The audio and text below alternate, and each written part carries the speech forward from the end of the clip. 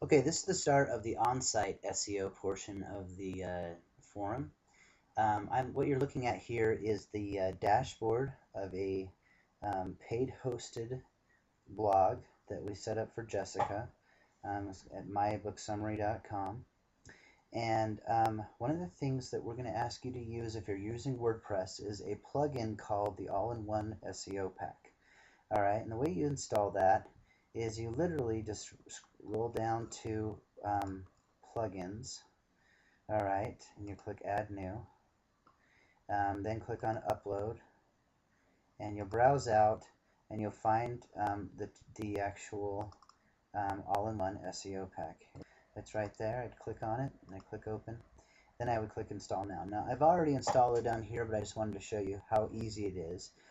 You can get the all-in-one SEO pack by literally just going to google.com and putting in WordPress all-in-one SEO, and you can see a site will come up where you can just download it for free. What this does is it basically does a lot of the on-site SEO stuff for you for your WordPress paid blog. Okay, but once you have it, you need to configure it. So you'll click down here to your all-in-one SEO, and you notice you can donate. You want to enable it. What it does here is it says, okay, here's my home title. You want to make sure that in the title of your blog you have the main keyword you're going after. In this case, it's book summary. Give a little description. Put the keywords you want to go after in here. It's also going to ask you if you want canonical URLs. Yes, you do. Rewrite titles. Yes. And it's going to ask you for the format you want. And what that means is, on my title, it's going to say here's the post, the name of the post here, and then my name of my blog here. And this syntax that it has here is really good SEO on-site syntax. Let me just give you an example. If I go to mybooksummary.com, what we're talking about right now is the actual title. All right, so you notice right here, just the title is My Book Summary. If I had a blog post on the site yet, which I do not, it would have a slash. It would actually have the title of the blog post slash then My Book Summary here if I was clicked into that particular post.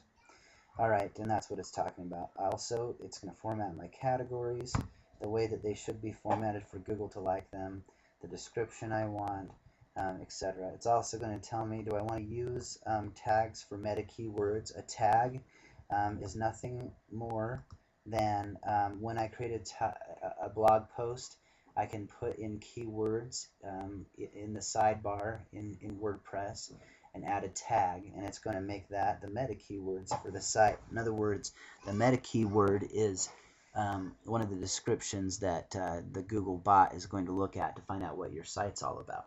Okay. Do I want to dynamically generate keywords for posts for the post page? Absolutely. You can see it has lots of different on-site things, most of which you're just going to keep exactly like they are. Now, there may be some pages on your site you don't want Google to see because maybe they'll hurt you in some way for your SEO purposes, and you would include those pages here. And then all you do is go ahead and update your options, and which in this case you're mostly going to go with the defaults after you put this information in, and you've literally done 90% of the on-site SEO for your blog once you've done that. Okay, now the other thing that you're going to want to make sure you have put together here is on your on-site stuff is you're going to make sure you have categories. All right, in this case I don't have any categories yet, but you want to make sure, and this is the general rule. Google is going to go 3 pages deep into your site, so you want to make sure that every page on your site can be accessed within 2 to 3 clicks. Okay, I'll say that again. Every page on your site should be accessible from 2 to 3 clicks. The way you do that is by making sure that you actually have categories. All right, if you categorize every blog post it's going to link to that main category and then link to your home page. Alright, so those categories will be listed, and the Googlebot's going to be able to index your whole site that way.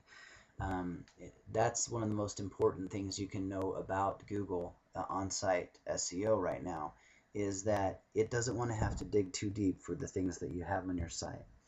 Now this is how you would go ahead and do on-site stuff if you were doing a paid blog. I'm going to log into Blogger. If you have a hosted blog in Blogger, for instance, I'm going to go to my Ready Supplies thing, since it's a free blog. Alright, I'm going to have some settings here that I can do if I click on settings to do some on-site SEO here. Now notice I have some of the similar things that I found in that all-in-one SEO pack here. I have my title, my description. Alright, I can decide how to add to my blog listings. If I want search engines to be able to find my blog, show email post links.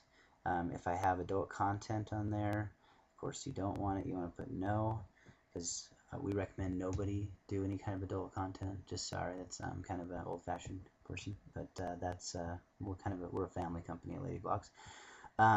Anyway, select post. You want to make sure what kind of editor you want to use. If I want to use transliteration, that's on the basic stuff. I can look at my publishing. Notice I have tons of different options here on how I want to format my blog, and everything that I set up here is going to make it easier or not easy for Google to see if my blog is optimized or not. Most of these settings are built in, okay? But I need to make sure I've set them correctly. So make sure if you're going, like for instance, in Blogger, the back end, or TypePad, or even WordPress on the free version, you check the advanced settings and make sure that you have every site accessible within 3 clicks. Excuse me, every page accessible within 3 clicks. That your titles actually reflect the keywords you're going after, and the other thing that you're going to want to do is make sure that when you put your title here, it's going to show up as an H1 or a header tag in the code, which most of them are built that way already on blogs. That's one of the beautiful things about blogs, is most of the work for the on-site SEO stuff is already done for you, okay? But you need to make sure that you take a look at it and you tweak it as needed. This is the first thing you're going to do on SEO. Once you have your site, the on-site SEO stuff taken care of, then you can get into the off-site SEO. On-site, the other thing you want to consider is when you're making a post, make sure you're lacing into your posts the keywords that you're going after. Make sure the keyword's in the title of your post. Make sure it's within the body of your post a few times. Don't spam it, and make it natural. Don't sit there and just keep repeating the same keyword over and over again, because that'll get you slapped really fast by Google. But make sure it's just naturally written in to the post, and that you're going after that keyword in each blog post that you write. Okay. Now, having said that, I'm going to pause for a second so we can move on to our next portion.